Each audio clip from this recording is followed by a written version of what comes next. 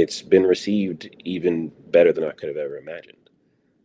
Spending time with just us has opened my eyes as someone who hadn't traveled as much before working on this project to how expansive our communities can be simply by just moving around to go find people where they are. All different lived experiences, all different backgrounds, all different perspectives can come from an intimate one-on-one portrait session, sometimes almost like salon style, where there's just a group of us.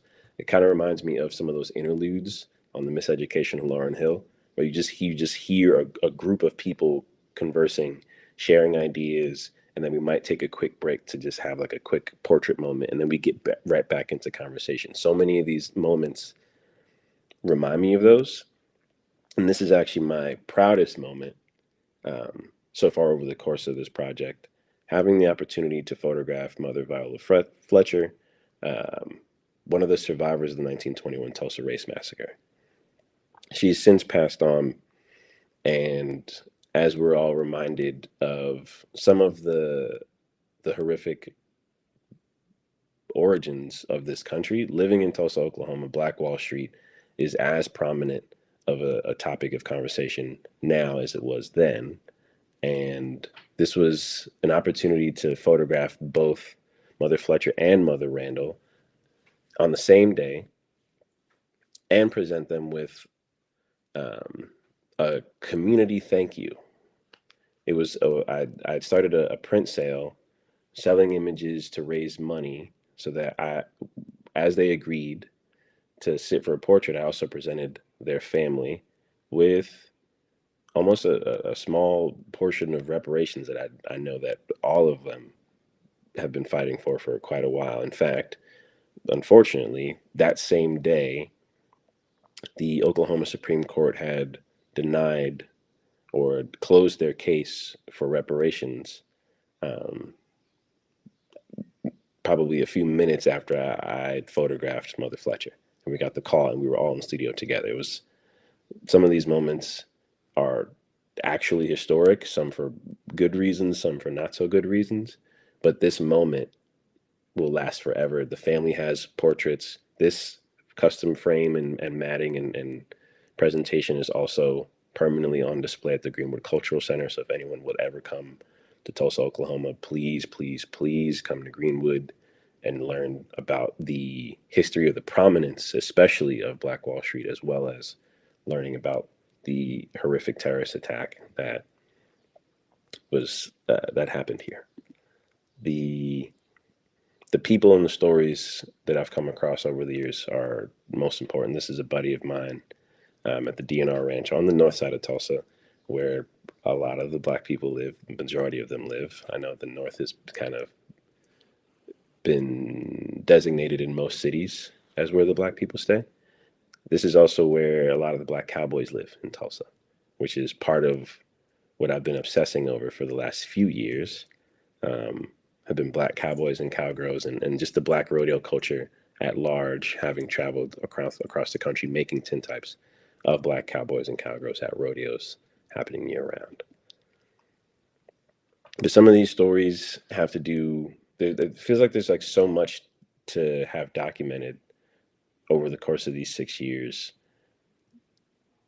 It's almost archiving small moments, and then when I zoom out and take a look at all of these images, all of these stories, all of these people, starting to find through lines about mutual aid, about um, how communities are contained, maintained, sustained, destroyed, learning about entrepreneurship by way of the seedlings planted in young people.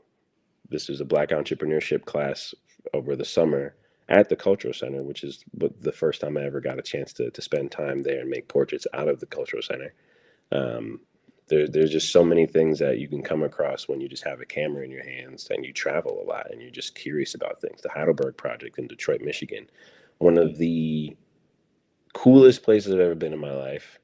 The story behind the Heidelberg Project is one of resilience, of defiance, and of creativity, almost creating an entire universe that's completely different, visually speaking, than anything else you would see in Detroit. learning about how to raise a family. I'm not a parent just yet, but photographing intimate moments of childhood and parenthood have been a prominent theme, even in the tintype portraits, as there was a portrait of a father and a daughter, Nate and Milieu, from Detroit, actually. Um, there's so many things that you can catch that can become like foundational in your understanding of what's important and can change perception for people that can come across this image that may have preconceived notions of what our community thinks is important versus what can be seen in here where a mother is teaching her young child how to do math at a diner. This was a really fun experience. I spent, I want to say, 2 months. It's a blur. If anyone's ever been to New Orleans, you know it could be a blur. But spend quite a bit of time in New Orleans, documenting the jazz musicians at Preservation Hall. This was a still from a short doc that was made. Just hearing the stories of these elders that have been playing jazz throughout the world and then coming home to New Orleans and playing at Preservation Hall, one of the oldest jazz clubs in America. Lester has played, I want to say, with at least five of the jazz legends that we can think of. If you like close your eyes and think of like who was really good at jazz, he's played with them all and was such a kind soul. He's still playing to this day too, which if you've seen an old jazz player, they got like the best style, both aesthetically but also musically as well when you hear them play. This is my buddy Taekwon.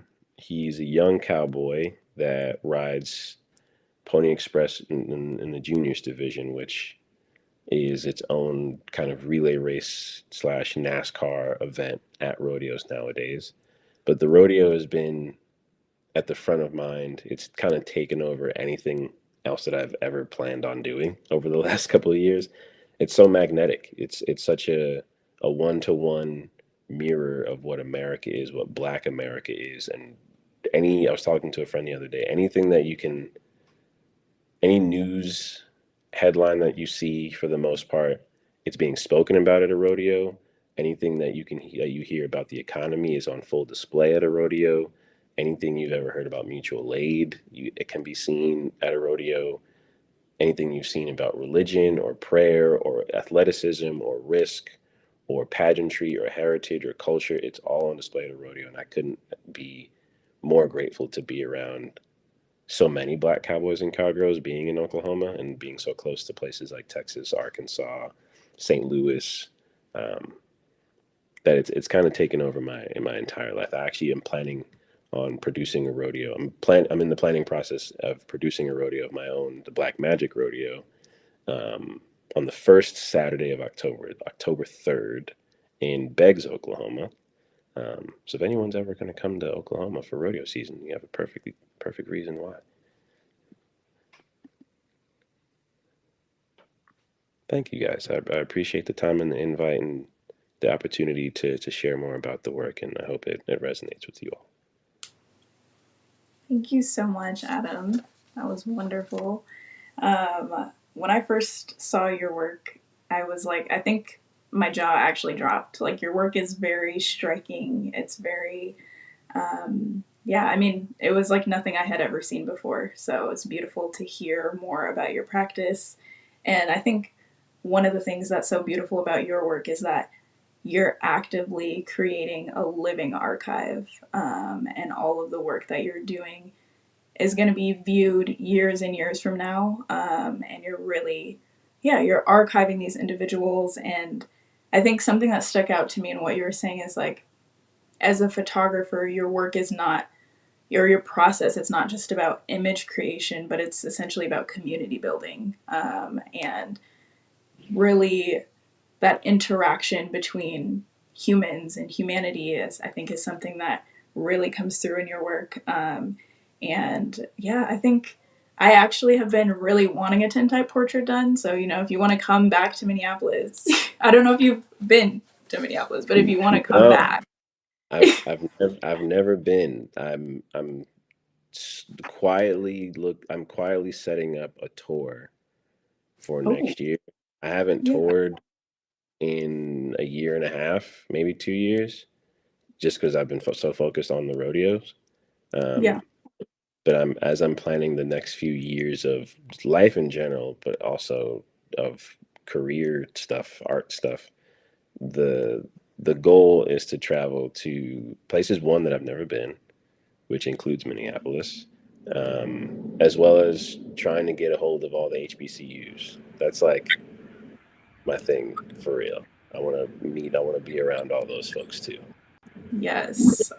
That sounds like an amazing project. I also feel like I need to go to Oklahoma for this rodeo. Like, Please do. I need to be there Everybody, for that. everybody, please come to Oklahoma. Oh, that always scares me, the thumbs up bubble thing. Oh, Uh, yeah. but yeah, please come to Oklahoma. It's so I was recently fortunate to photograph the cover story for Bon Appetit magazine. It's on stands right now through August. The young man on that cover, he is the youngest of five kids in the Demery family, which is a legendary rodeo family in Oklahoma. Mm. The rodeo that I'm producing is in collaboration with their family. It's going to be on their land at their arena with the entire family. It's going to be like a really fun. It's 30 minutes outside of Tulsa. It's a quick drive. There's going to be a bus to Mhm. bring shuttle people back and forth. It's going to be a whole thing. Please come. It'll be really fun, and you can like wear all your cool stuff and make all the TikTok dances and stuff, and then buy like chicken wings and catfish and like have a good time and drink and have a good time and dance and do What's the firecrackers. date again? October 3rd. Okay. Okay. And is this on your website? I'm like, where can we, It's or will it be? Trust Or, me when I tell you that's all I'm going to be talking about for the next like 2.5 months. okay. Everyone, well, yes, it'll also be on the website blackmagic.show. But trust me, there will be plenty of stuff letting people know that this is happening. Perfect.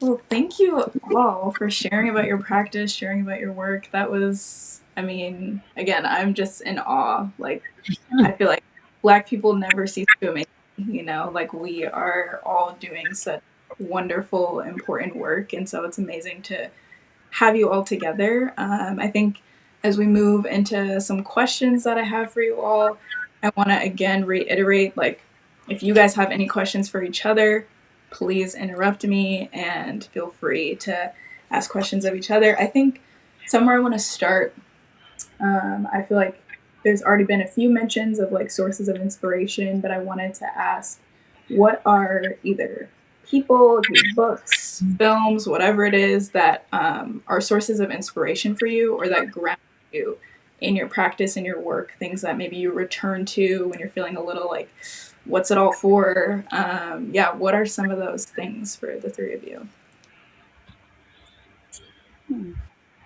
I feel like early on what kind of gave me a little bit more confidence and kind of assured me more in like my black feminist like foundation is for colored girls. Uh I think that was the first like by Shanghai, that was the first text I had ever read that really reflected the experiences that I was seeing women around me have. Yeah, yeah. It was the first one that I was like, oh, okay, like it gave me language in that way. And so I think it's always a source of inspiration to me when I'm thinking about my work and wanting to give context to things. I would like people to have similar moments of like, oh, this either gives context or sheds light or offers something that I was already experiencing, but just maybe gave a different perspective or some more language to. I really want to be in conversation with the experiences of Black folks around me. So I think that's been something. Yeah. Mm-hmm. I love that. I could go. When I was like really deep in my grief, the breadcrumbs. I keep bringing that up because I felt like I was so in tune to the ancestors that they was like giving me stuff left and right. Um, where I worked was a very white environment, so the fact that this book that I'm about to share was there is like proof that like this was the ancestors because this book wouldn't naturally be in this environment. But Art on My Mind by Bell Hooks just appeared in this space that I was in, where I'm like, where did this come from? And in me picking this up and reading it, one of the first articles that I read or interviews that I read was called In Our Glory, Photography and Black Life, where Bell Hooks is talking about the discovery of a photograph of her father that she found. And so it just felt like right on time. My dad passed. I find this book. I read this article that talks about Black men and fathers and this singular photograph that she had. And so I return to that article a lot in the work that I'm doing because it just reminds me of how important the camera, Adam talked about that, is for Black people and being able to create our own heirlooms, and how my parents passed away, and that's the one thing outside of the house, like I'm like, these photographs are sacred for me. They hold my history, my stories. My parents touched these things, and so I return to that often. I read it once or twice a year. I love that. And that's definitely, I agree with you that was the ancestors guiding you and being like, yeah, this is exactly where you need to be. So that's very great. What about you, Adam? I have one experience and two books. The experience, again, my dad never let me like touch his cameras, like use them. He was always like, no, no, no, no, no, no, no. But they were always laying around the house. Christmas 2022, I want to say, either 2022 or 2019. I can't remember. So much has happened in the last couple of years. But I was in New York, celebrating my younger sibling's birthday on the 22nd of December, and my mom was like, you have to stay in the house. You have to stay in my house for Christmas Eve. We always do this. You can't, because I was with my partner at the time. So I was like, okay, my son's staying here, and you could either go back to the Airbnb or stay here with us. And so we all stayed at the house together. And Christmas morning, we unwrapped the gifts. My younger sibling loves Christmas, matching PJs, the whole nine. My very stoic father wasn't participating in the gift giving, was watching Law and Order in his bedroom, but came into the living room with a silver case and dropped it at my feet. And it reminded me that a few days prior, my dad had asked me, yo, did you take my camera? And I was like, no. We were using the same model of camera. I bought my own when I started my practice shooting with film, and have been using it for years, unbeknownst to him. But he asked me, yo, did you steal my camera? And I was like, no. I bought this. I had it with me at the restaurant, and he was like, "Give it back. Like, this is mine." I was like, "No, no, no, dude. This is I paid money, my own. I have no money. I have no money because I bought this camera." And he was like, "Well, I had one," and I was like, well, "You never told me you had this camera. Why didn't you tell me?" And he was like, "Because it's not yours." He puts it by my feet Christmas morning, and I start weeping. Oh. Like weeping like a little boy, like a baby. And it was like, that was almost a confirmation that although he kept it from me for years, that this was like a way of like, I may not participate fully in the way that you want me to in your like residence within this practice, but here is a tool to keep your thing going. Oh, and wow. every year for I think 3 years straight, he just kept giving me random cameras of his, and I was like, oh my god, this is crazy. That's been super motivating. Even in times I feel lost, I'm like, this is like a family thing. This isn't just like a me on my own thing. I come from a long line of artists, especially in the church too. Because most people don't think of church practitioners or gospel singers or, songwriters as artists, but they totally are. The two books, The Will to Change by Bell Hooks, it helped reshape my gender politic. Not that it was in the depths of hell, but it just helped me understand dudes, and it helped me understand how my approach to intimacy as an artist can be navigated in a way that makes people feel safe, and then I feel safe and comfortable as well. Because sitting for like going around as a street photographer is almost like non-intimate at all. You're just documenting something and walking away. But sitting for a portrait with a 4x5 camera with all these bright lights and like no one else is in the room, it's really intimate. And learning and relearning and unlearning how to make other people feel safe by working on how I feel safe in my own body was super, super pivotal. And then the second book is A Little Devil in America by Hanif Abdul Rakib. He's my favorite writer of all time. He's the GOAT. I actually have a portrait of him. I think y'all put that portrait of him in the thing. I But absolutely saw that. I love him. yeah, That's amazing. that's my guy. He's the best. But that book in itself reminded me of how closely I need to pay attention to the performance of Black people, and not like a Broadway performance, but like as I'm talking to someone for the first time, I'm noticing little quirks, movements of their face, their facial expressions, how they move their hands, and utilizing that like close watching technique into how I make portraits of people. Because I'd be like, we've been talking for 2 hours, and I go, do that thing you did when you were talking about Whitney Houston. And Hanif documents these different people's kinds of performances perfectly. And as someone who reads visuals really well, if that makes sense, I was able to learn how my brain processes close watching to make good enough looking portraits. I love that. Also, shout out Bell Hooks. I guess she's a big source of inspiration.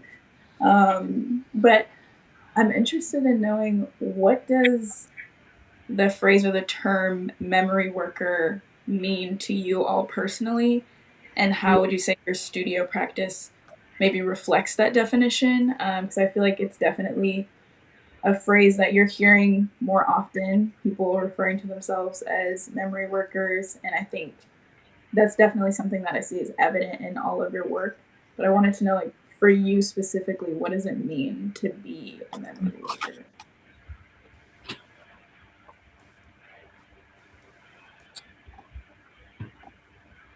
I would say right now I've been leaning into a lot of speculative fiction in my practice, and I think thinking about like the what I like to focus on is like a time continuum, like the past, the present, and the future, like the folklore of it all and the futurism of it all. It's like we have tools now in language for experiences that people experienced in the past, and I think I've been using some of my family's personal photos and kind of recontextualizing and adding more to some of the experiences um, women in my family have had, and it's like in a certain space of like my grandmother 14 started having kids, she had 5, was done having kids at 25.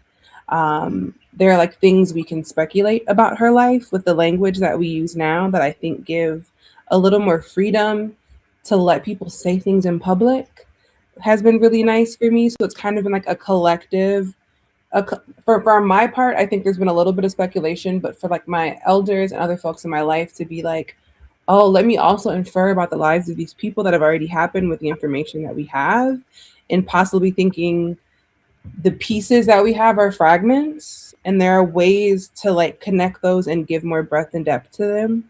So that's kind of where I'm at right now with memory and memory work. It's like really giving people permission to like think holistically about our grandparents and our grandmothers' lives, like really kind of infer that they might have been going through similar things as us, minus the like the language and the context we have, but like there's probably some like spicy tea and like some wild shit going on. You know, you never know.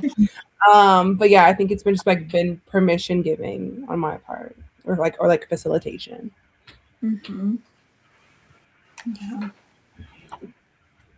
I can go. I think, memory worker.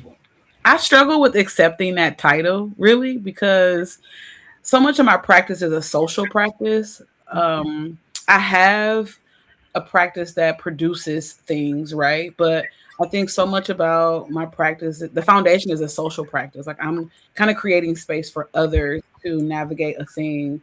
But I had to pull it up on my phone because I always go back to like Toni Morrison's explanation of rememory. So if you ever read Beloved, she talks about that and how like, this thing exists and it's just waiting to kind of re-exist and like to be re-engaged with. I like that term better, because that feels more aligned with like how I'm personally approaching the work. But I like to sit with like, I'm a story listener. you know, like a story. I like to just be able to create the conditions for people to tell their story, and I like to listen and then provide space for others to respond in the way that feels natural for them. So I guess if you call it a memory worker, sure, but um, I like social practice, you know, practitioner. I like story listener. Um, because I want people to have the audacity to sit with their own stories and then do what they need to do after. Mm-hmm. When it comes to memory, at least with photographs, I have to always remind myself that people didn't always have them. Mm. And so the earliest utility of photographs was to sit for a portrait or to pay for someone to make a portrait or a picture of someone else. And then they would write a letter to somebody in cursive.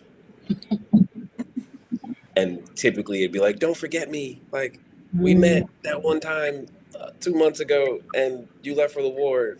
Don't forget me, please. Like, it was very sacred to be documented. And now, as the technology has advanced over the years, people are archiving themselves and looking to add to their ability to remember things so much more frequently that depending on who you talk to on any given day, some people would say like it's almost for naught to a degree. Like we're almost like overdoing it. We're inundating the server, we're inundating the cloud, we're inundating social media with all of these memories. We're like what is it? The phone eats first thing where like you take a Yep. picture. Like there are so many phrases and movements and actions and trends tied to collecting memory. And as a frequent concert goer, I'm always the person that hates seeing the sea of phones pop up when the open act or the headliner comes out. Because I'm a grumpy old man. It's like, well, you're never gonna see that pic video again. You're never gonna look at it again. So you're only gonna just have access to your memory to do it. And I personally have a horrible memory, and I think that equal parts looking to help extend someone else's memory themselves and their family and their bloodline and their heritage and their culture. I'm also charging this work to helping me almost like reshape how I remember things. My first few tours, I remembered everyone's full name, their entire story that they told me for 2 hours. I remembered every street I went down, every restaurant I went to, the waiters. Like I remembered everything about it because it was so new. And now, as I tour around the country and have these wonderful experiences, I have shifted to remembering such specific details about things that teach me lessons about life, about being a parent, about traveling, about you know being safe as a black person running around America. There's so many like small details that sometimes in mid conversation with someone, those memories just pop up into my head, and I just like say it almost as if the ancestors are like, "Yo, say this shit right now, or else you're gonna forget." Like, but this has been teaching me by way of creating archives that sometimes also it's one of my biggest fears is to live with dementia. That's also Mm. like so like I don't ever want to forget all of this stuff that I've been able to do over the course of my life. Yeah. So making images of all these pivotal moments, both in history and in my life, and at the intersection of both, has been really important to me. Mm-hmm. Yeah, I think what you said, Symphony, when you were kind of tweaking that definition of memory worker, and you were saying, maybe there's other words that you would use to describe yourself, social practitioner. It makes me think about two things come to mind. I think it was Nina Simone who talks about, kind of what is like the artist's role is to reflect the times. And then James Baldwin talks about the artist's role being to make people conscious of the things that they don't see.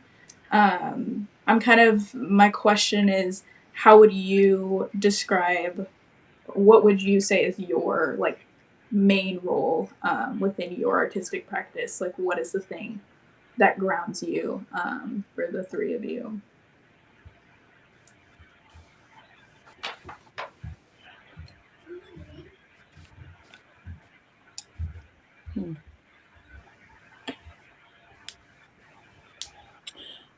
I think that I am most grounded by the seeds my parents and perhaps grandparents and ancestors before them too, of this idea of radical imagination. Um, so much of like what I've been able to kind of build and steward, one is a result of kind of jumping off this train, this capitalistic train, right? And really creating space for rest. I don't think that I would have been able to receive that dream download had I been chasing the career ladder and like doing all of that busy stuff. I was at the exact moment in my life where I had to prioritize rest or I was going to die. Like my body was feeling all of that stress, high blood pressure, and I needed to rest. And so I that allowed me to remember that inside of the bones of this house are the dreams of a man who didn't have all the resources, but had the imagination and the skill set to build what he needed. And so whenever I'm in the space, I'm reminded that like what brought him to build a kitchen table instead of going to buy one? And then what prompted him to design it in the way that he did? Or the kitchen cabinets or the arched doorway, you know that I think is what grounds my work when I feel like I'm approaching a barrier where I can't do the thing. I have to sit back and remind myself that like my dad did the electricity in his house. Like he thought that can lights didn't he wasn't an electrician by trade, but he wanted can lights, which were like the new LED light. Like he wanted what was new, and he figured out a way to make it happen. He built the dark room. He built this wood shop, and so I'm reminded that like I can make things happen, and I plant the seed and I continue to water it, and so that's what keeps me grounded. Is that that spirit is evident in the creative house, is evident in my bones, and it was modeled for me, and so that keeps me grounded. I love that. Love that. Linnea, Adam, anything to add to that one?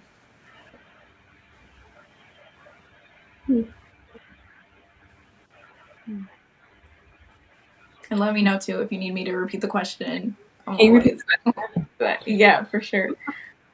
So kind of thinking about different definitions of the artist's role when you're thinking about your own artistic practice, what do you define as your role? Or like, yeah, like what would you, if you had to sum it up, like what is your personal role within your practice?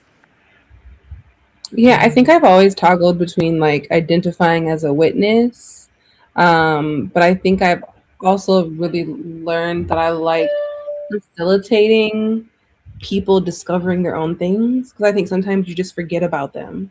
And so I think I've really appreciated that part that's emerged organically, where it's like, oh, okay, I love to add this for folks and give this context. Yeah, love that. I think my role, tell the truth. There's so many artists that would just be lying, Mm-hmm. but also, and more importantly, lying about the conditions in which we live in, Mm-hmm. or not willing to like go as far as to address or even like think about what happens to us in our community specifically. And I also agree that I love what you just shared about like being a facilitator for people to find that within themselves too, like find whatever that drive is for themselves as well. I recently had the opportunity to start a residency for Black photographers around the country to document Black rodeos, and brought a bunch of people to Oklahoma to document the long-standing Black rodeo in American history. And within that week-long program, people were able to find, like, and they're all coming from major cities that see news headlines about what's happening in America, and then they go to a black rodeo in the middle of nowhere, and they're like, "This is where it all happens. This is like where the most impacted, underrepresented people exist." And being being in the epicenter of that myself, it's reminded me of the responsibility to just tell the truth. And I think currently my obsession is the rodeo. As I shared earlier, it's the perfect litmus test for everything good and everything bad happening in America. As long as you pay close enough attention to it, it is the most like enriching experience to just see what's happening around you, how people dress, how people speak, what people eat, what people believe in, how people interact with each other, how people settle conflict, how people escalate conflict. There's so many different things that you can learn, and the camera has been a way to just tell the truth about all that stuff. Yeah. Because I think the more people that know the truth can understand what problems we really need to solve and what things weren't problems at all. Yeah, that's really important. And I think kind of, I guess as a last question, I am interested in kind of wondering about, I think all of you are very unapologetic about the fact that your work centers, our voices, our images, our stories as Black people.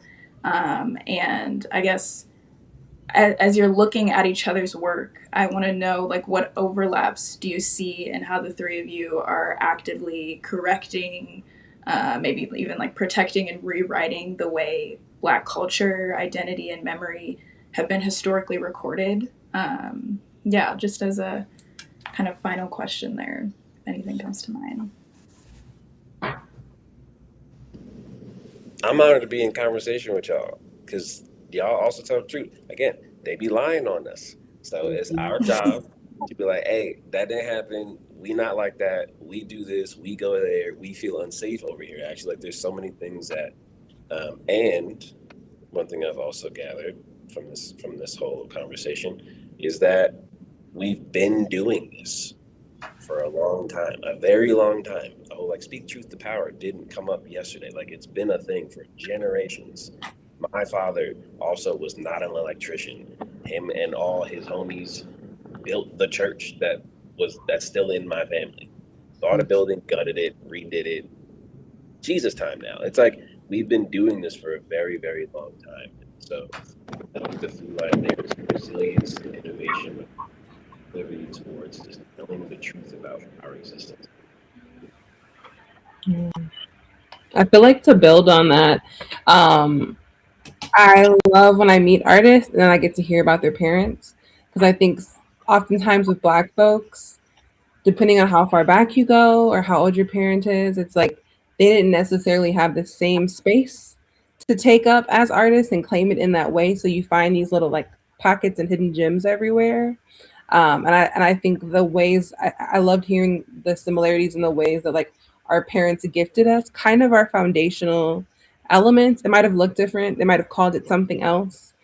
But like how that is passed down, I think that's a beautiful thing. And I think it speaks to the evolution and like the space that we're in now, that we get to like declare it in these ways and like solely do photography and like solely do all these different things, when our parents probably had to like do it on the side, or like it was kind of a passion project, or that range. What comes up for me is this idea of a mirror. When you talk about truth telling, Adam, I feel like I relate it personally to like there's this one mirror that appeared in all the photos of me growing up that's still in the house to this day. And I like call it the portal because I'm like, man, this mirror has seen so much. And I feel like in hearing about all of your work and your practice, I keep going back to like, we're a portal, like we're just a mirror. We're holding up like sort of like a return to this idea of understanding ourselves through a dignified lens. We continue to hear these dominating stories in the media where they be lying, like Adam said. And when you get to meet an artist and you get to spend time with their practice, it's kind of like us holding up that portal for them to be like, nah, nah, nah, you got to remember this and you got to recall this, whatever that, your practice is. And that to me is what helps us kind of return to ourselves. Um, and I rest in that. Like, that's what I'm walking away with from hearing everybody today. Thank you. Thank you all so much for joining us. Zinnia, Adam, Symphony. I truly am honored to have shared this space with you guys, and I just want to thank you again for sharing your time. Thank you, everyone who tuned in. And I just want to say, like, if you missed anything or want to tune back into this recording will be on our YouTube channel at Kinkofa. And any of the artist details, their websites, their Instagrams will be in our follow-up email after this event. But yeah, thank you all so much for joining us. This was really special. And yeah, Jordan and Misha, did you want to share anything else? Yeah, I'll just share a closing thought on my end. Was really moved by both the work that you all shared and then um, the inspiration that you all carry and shared as well. So just thinking of when I heard um, each of you share, I just thought about how regenerative the practice of documenting family history can be. Like you hear one thing or you learn one thing and then it leads you to another or down another, chasing another story. And so I was really kind of curious to know, not to put another question out there, but it just got me thinking about how each of you all's work kind of carries that similar path where whether you might be sitting to photograph someone and you hear a story, or you're welcoming someone into Creative House and they're inspired by the space and go on to do something else, or reconnecting with the alum of the dance studio and hearing more stories and just how there might be something else or something next to uncover. So I just really thought that what each of you all shared and the work that you do is incredibly beautiful, and really thankful to have learned more about each of you all. I'm going to turn it over to Misha. I was just gonna thank y'all. I think y'all have already said all the things I could say. I'm grateful for y'all to be here. I'm grateful for y'all's existence. I'm grateful for your ancestors' existence. For all of us to be here right now. I do have one absolute final question. I just wanted to know from each of you what's the best way people can support you, and anything you have coming up in the future.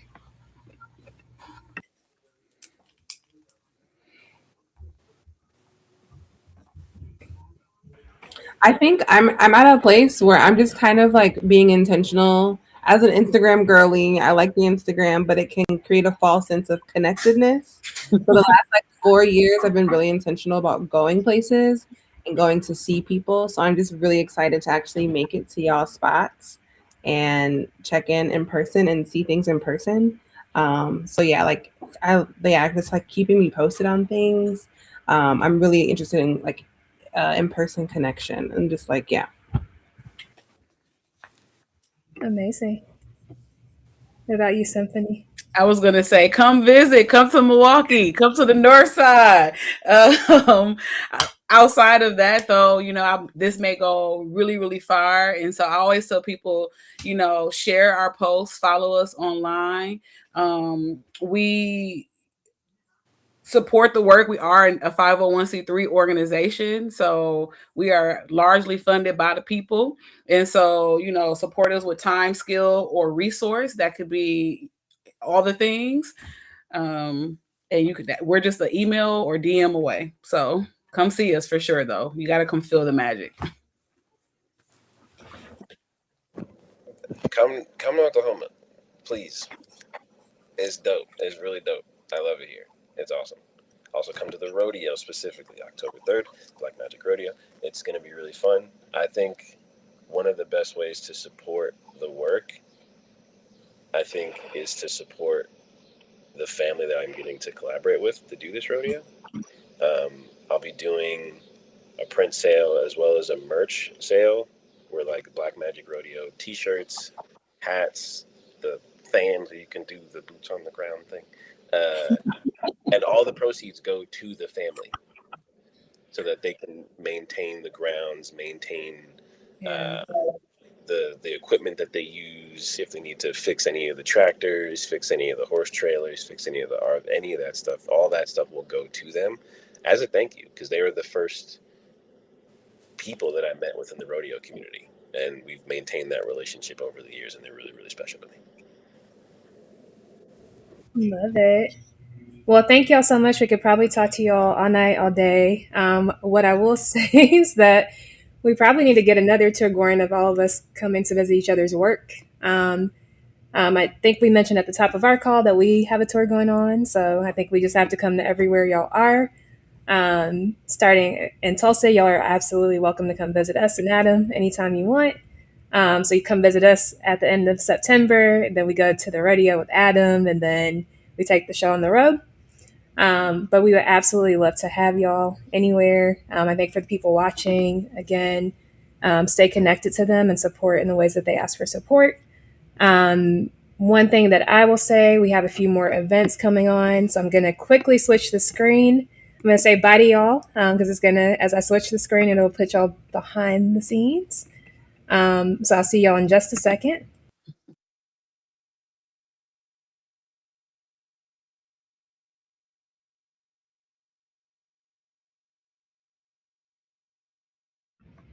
For our next event, we will be demoing our family reunion planning tool. One of the reasons people are like, don't y'all do family history? Do y'all do archiving? What do y'all do? And so one thing that we realized pretty quickly is that one of the ways that Black culture that we preserve history or make our family history is at family reunions and pass it down. And Jordan and I are the planners of our reunions. And realizing like more people, like how much of a job it is to do it, to bring people together to preserve the history. We needed a better tool for that. And there's not anything specifically focused on both planning and preserving those memories. So we'll be showing both our archive tool and our family reunion planning tool. Those two things are interconnected. And then next, so that'll be Friday, July 31st. It'll be live on YouTube and Instagram and every channel that you could possibly think of. We will also that Saturday on August 1st, have a reunion planners meetup. And so the focus here is to bring people in who've been planning. We've invited some people that have reunions that have been going for 100 years, some that have been going for 15, some that are just starting. So we'll have people come out and share about that. Other than that, you can find the information about those events on, you go to luma.com/preserve the culture. You'll find it in the comments for this video as well. And then I'll let Jordan close us out. All right. So thanks again, everyone, for joining and for listening into some really, really great and inspiring work. Please make it your business to seek out these creatives in the places that they reside and do their work. We also look forward to seeing you at our Preserve the Culture Week events. And for more information about Kenkofa, feel free to follow us, whether you're watching on YouTube or Facebook or Instagram or somewhere else. We're Kenkofa pretty much everywhere. So give us a follow. You can also start planning your reunion with us, creating your own personal digital archive, and more on kenkofa.com. So till next time, we'll see you soon. Take care.